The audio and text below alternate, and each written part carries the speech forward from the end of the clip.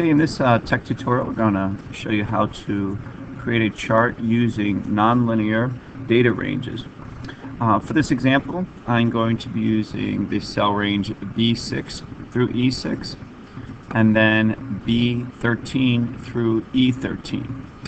So in order to get this started, I'm going to first highlight my first set of data range.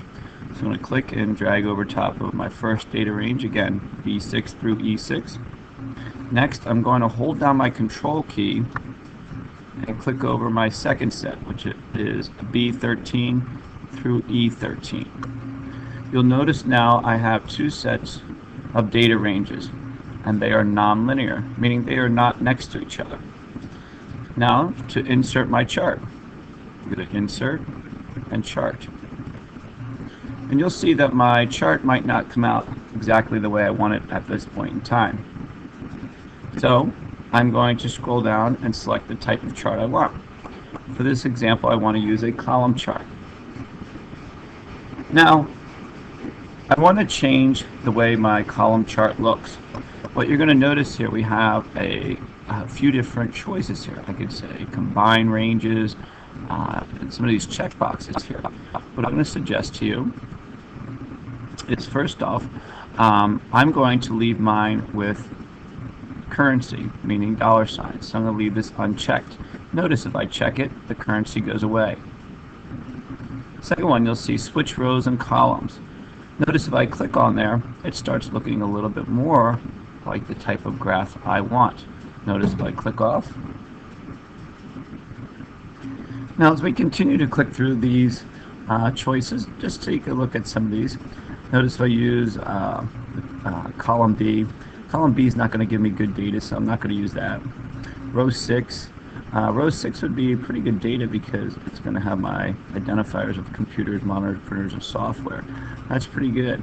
And now what I want to do, in order to get the labels down below here, I'm going to come up here to the top where it says combine ranges. I'm going to select vertical. And notice now it gives me the good data that I need to identify each of these columns. And you can see each one is producing the correct data that I need. So once you have adjusted that, your chart looks pretty good. Just come back up here to your customization, and you could change all of the data that we've previously done, such as the chart title, which I would call it maybe total sales, or total computer.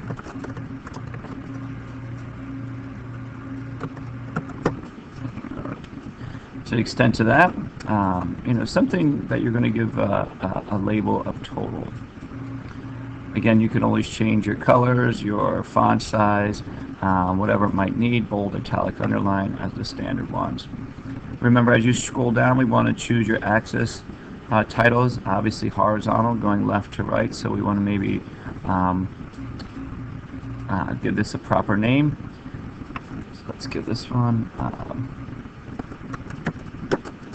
maybe sales data, and then maybe our vertical, maybe total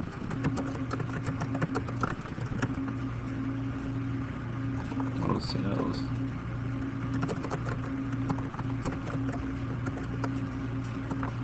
There we go. And again, you can pick and choose better labels or give these things backgrounds or whatever else you need to. This should give you the standard labels here for your graph. Once you're done, as always, click your insert key, and you can see now we have a non-adjacent chart.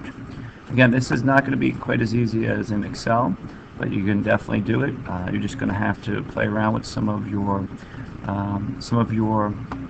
editing features here while you're in your recommendations set. So give it a try.